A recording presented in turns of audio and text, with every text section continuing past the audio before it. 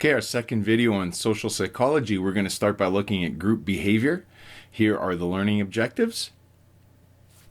And here we go. Okay, we're going to start with social facilitation. Social facilitation is the idea when we do things with other people that we tend to do it better. And this was actually discovered, it was bike racers, and their coaches were training them, and they would race around the track on their own as an individual, of course trying as hard as they can, and they found they would compare their times then when they had somebody else practice with them, and they found when there was actually somebody else there that their times improved. And now we found this on many tasks. When we have a group of people, often we perform better, and when that happens, it's called social facilitation. However, it doesn't always make people perform better, and a lot of it has to do with the task difficulty. The easier the task, or the better we at it, the more expertise we have, the better we will perform when we have a crowd around us, especially a friendly crowd. Pool players, for example, we found when they're playing by themselves, they shot like 80% success rate. However, when they had, a 70% success rate. But when they had people around, it increased. So the social facilitation made them perform better. However, if it's a difficult task or things you have difficulty with, it may make it even tougher when you have a crowd watching you, paying attention. So it may actually decrease your behavior in that sense. Okay, we've also found there's crowding effects. You think of if you've ever been to a comedian or a movie in a theater, when there's a big crowd and they seem to be enjoying the movie, they're laughing at all the right places and stuff, it makes you think the movie is funnier. Hopefully it's a comedy. So we get that idea when there's a bigger crowd, we tend to feed off of that crowd and think things being more funny. So that again is the idea of social facilitation. You can see on our little chart here, when we look at it's like over a quarter of a million sporting events, we find that home teams tend to win in about 6 in 10 games. However, it varies for sport. You can see baseball is only 55.6%. However, soccer at the other end is 67.4%. So again, it depends on the sport, but the home crowd, because it is friendly and stuff, seems to facilitate that team doing better. On the other side of the things, we got social loafing. So this is when people, join a group and then they tend to not do as much. This is like the tug of war example. When we measure how strongly someone pulls in an individual tug of war one-on-one, they will pull harder than when they're with a group of, say, 4-on-4. So the amount of effort they exert is actually less, even though they're not intending to. Why does this happen? And you might relate to this too. When you have a group project in school and there's members of the group that just seem to loaf and get on by. The reason why is because probably there's a lot less accountability when you're with a group, because the success or failure is diversified amongst the members. And people may view themselves as dispensable. Maybe this is not, my contribution isn't as large as the other people, so they tend to loaf. When you think about group projects, how can you avoid that? Is peer marking each other's effort? Does it help? What are some things that we can do to make group projects more equitable as far as the effort goes?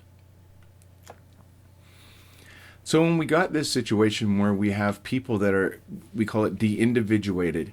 So this is like where you take on a group or a mob mentality. And, you think of, like a lot of the warriors in the past, they would put on war paint and everything else. They did individuate themselves. They are more likely to be willing to be aggressive and kill and do things that they would normally have trouble doing when they're an individual. So de-individuation is the concept where we basically become part of that group. The riots that have occurred that, we've heard about, the big one in Vancouver after they didn't win the hockey championships, the Stanley Cup, there was a big riot.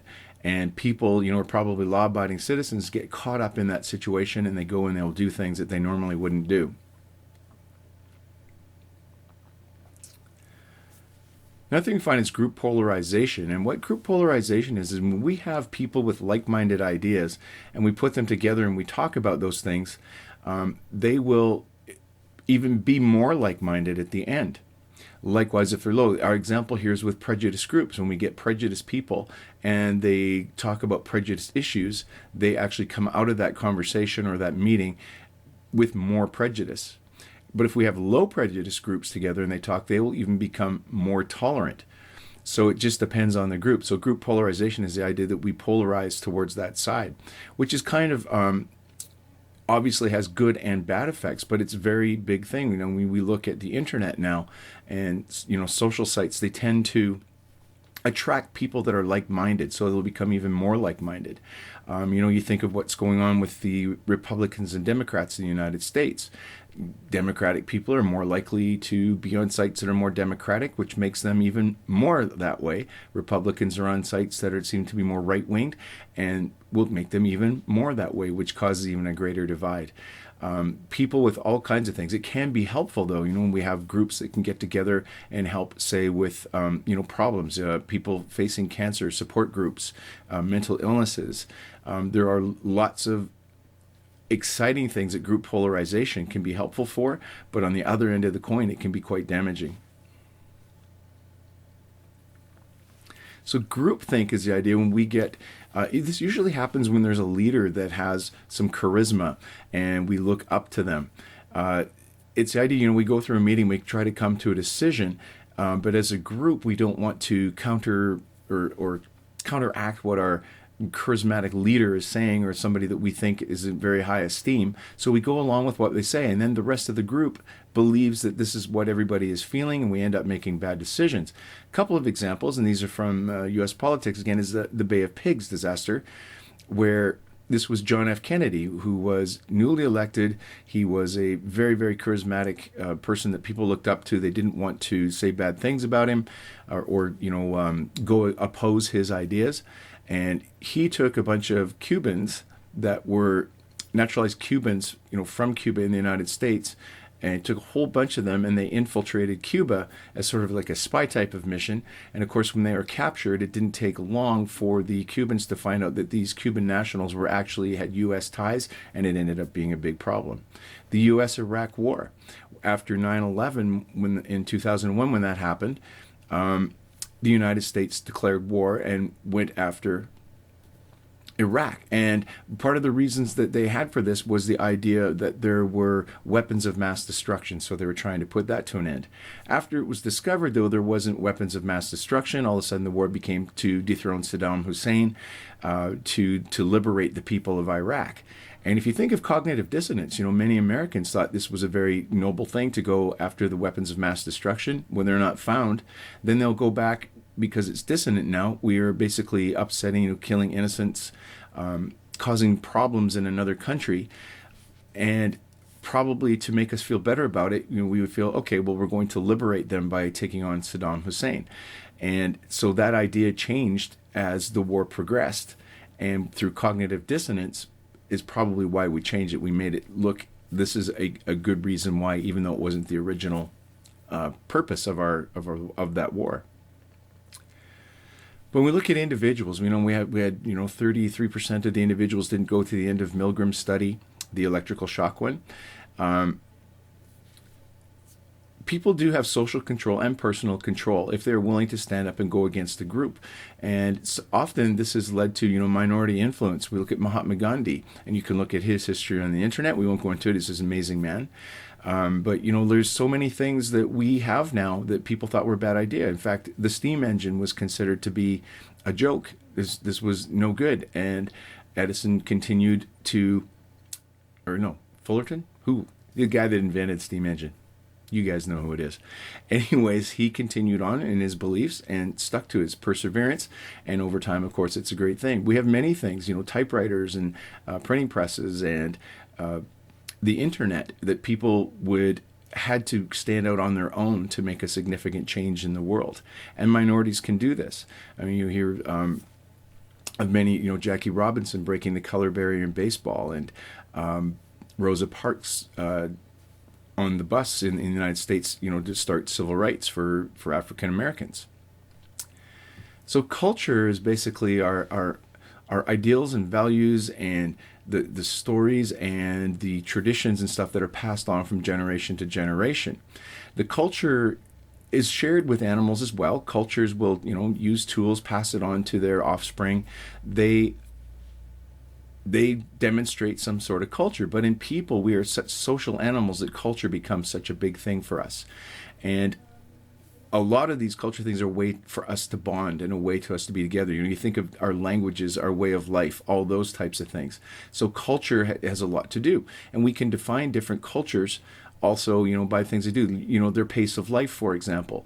We look at Japan, where they have basically all their banks are on exact time, and time is such a big deal. But when they go to other cultures where time isn't a big deal, things run slower, it's difficult. They experience culture shock in that situation. Many of you have traveled, and you've probably have, some stories of culture shock that you've experienced as well.